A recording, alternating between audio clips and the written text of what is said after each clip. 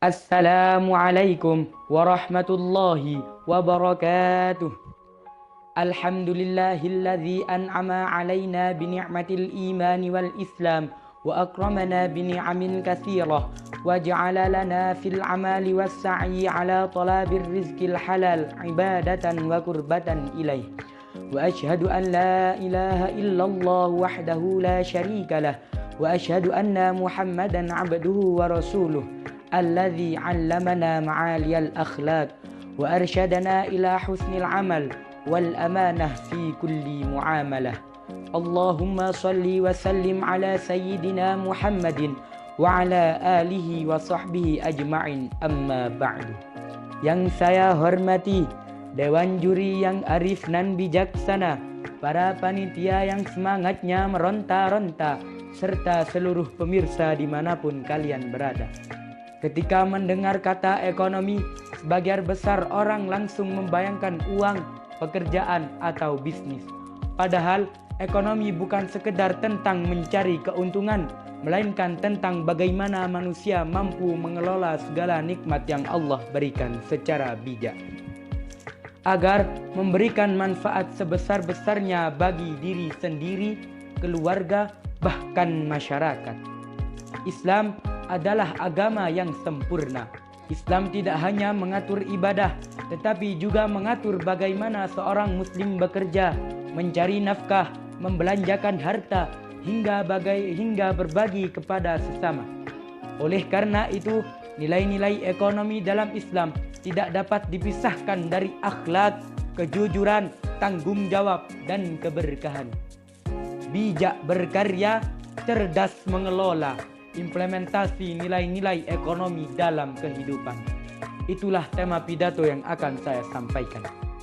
Dari tema pidato tersebut terdapat 2 poin penting. Yang pertama, bijak berkarya. Islam sangat menghargai orang yang bekerja dan menghasilkan sesuatu yang bermanfaat. Bekerja bukan hanya untuk memenuhi kebutuhan hidup, tetapi juga merupakan bentuk ibadah apabila dilakukan dengan niat yang baik dan cara yang halal. Oleh sebab itu, mengembangkan keterampilan dan berlatih berwirausaha sangatlah penting. Di era digital saat ini, peluang berkarya sangat terbuka.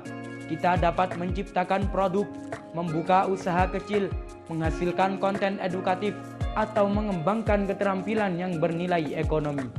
Namun, semua itu harus dilakukan dengan menjunjung tinggi nilai kejujuran dan nilai-nilai Islamiyah. Yang kedua, cerdas mengelola. Seringkali kita melihat seseorang memiliki penghasilan besar, tetapi hidupnya tetap penuh kesulitan karena ia tidak mampu mengatur keuangan dengan bijak.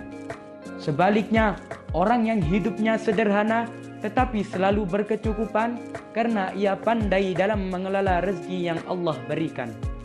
Allah berfirman, A'udzu billahi minasyaitonir rajim. Walladzina idza anfaqu lam yusrifu wa lam yaqturu wa kana baina dzalika qawama. Al-ayah. Dan orang-orang yang apabila membelanjakan harta, mereka tidak berlebihan dan tidak pula mereka kikir, tetapi berada di tengah-tengah antara keduanya. Quran Surah Al-Furqan ayat 67. Ayat ini mengajarkan keseimbangan dalam mengelola harta. Seorang muslim tidak boleh boros, tapi juga tidak boleh kikir. Kita diajarkan mendahulukan kebutuhan daripada keinginan, menggunakan harta untuk hal-hal yang bermanfaat.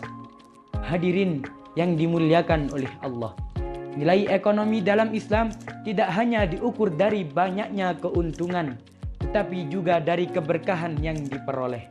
Karena itu, setiap aktivitas ekonomi harus dibangun di atas kejujuran.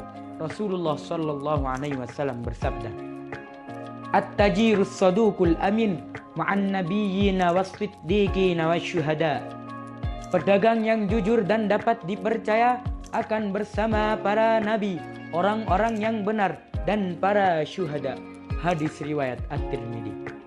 Hadis ini mengajarkan bahwa kejujuran merupakan modal terbesar dalam kehidupan ekonomi. Keuntungan yang diperoleh melalui kebohongan mungkin tampak besar, tetapi tidak membawa keberkahan. Selain itu, Islam juga mengajarkan keseimbangan antara mengejar kehidupan dunia dan mempersiapkan kehidupan akhirat. Nilai-nilai ekonomi Islam juga telah dijelaskan oleh Imam Al-Ghazali dalam kitabnya Ihya Ulumuddin juz 2 pada pembahasan Adabul Kasbi wal Ma'ashi. Beliau menegaskan bahwa mencari nafkah yang halal merupakan bagian dari ibadah. Menurut beliau, harta bukan tujuan utama kehidupan, tetapi merupakan sarana untuk memenuhi kebutuhan, menjaga kehormatan diri, membantu keluarga, dan memberikan manfaat kepada orang lain. Hadirin yang berbahagia, dari Al-Quran dan hadis dapat diambil kesimpulan bahwa ekonomi dalam Islam selalu berkaitan dengan akhlak dan tanggung jawab. Mari kita mulai dari hal-hal sederhana, mengelola harta dengan bijak, menghargai waktu, mengembangkan keterampilan, menggunakan teknologi secara produktif, serta membiasakan diri berbagi kepada sesama. Karena kesejahteraan tidak hanya ditentukan oleh banyaknya harta, tapi juga oleh bagaimana kita memperoleh dan mengelolanya. Jika setiap individu mampu berkarya dengan penuh tanggung jawab dan mengelola rezeki dengan bijaksana, maka akan lahir masyarakat yang produktif, mandiri, dan sejahtera. Inilah hakikat ekonomi dalam Islam, yaitu menghadirkan kemaslahatan, bukan hanya sebuah keuntungan. Akhirnya, mari kita menjadi pribadi yang bijak dalam berkarya dan cerdas dalam mengelola. Ekonomi syariah bukan sekedar pilihan, tapi jalan hidup menuju keadilan. Mari kita mulai dari diri sendiri untuk bijak berkarya dan cerdas dalam mengelola harta. Demikian dari saya, wabillahi taufik wal hidayah, wabirridha wal inayah, summa assalamu alaikum warahmatullahi wabarakatuh.